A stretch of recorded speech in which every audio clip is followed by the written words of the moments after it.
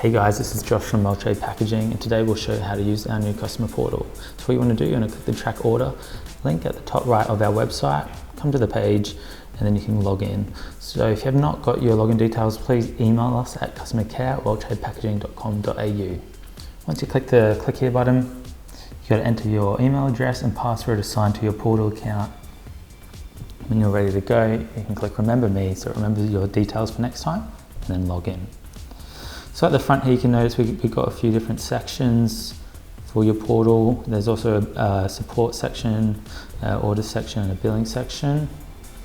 So going first, we'll go over to the order section, and what you want to do, we'll go, for example, click see quotes.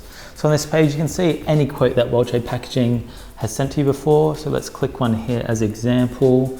This is named estimate 70, and you can see here that I've quoted a 125ml pillar bottle as well as a 250ml jar, and check the pricing, your shipping address, billing address, and any other details regarding your quote should be on there. Next, you can go back home and see also any current orders in the system. As you can see here, we've got one in the system here. What you can do is click at the sales order number. It'll take you through to your order. You can see the issue date that it was entered. You can see what you are currently waiting for, as well as your shipping address, billing address, due date, and then a custom message and response if there's been any correspondence with our customer care team.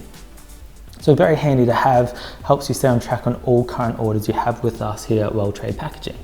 A few other things you can do, you can print a statement, you can also see your accounts receivable register and see all other transactions.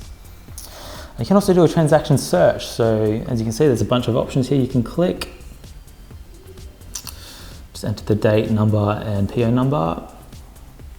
Do a search there. You've got a quick view of your outstanding balance, outstanding orders, and then any open quotes. You can also set your preferences, and then also your marketing subscription center, where you can subscribe to our email campaigns.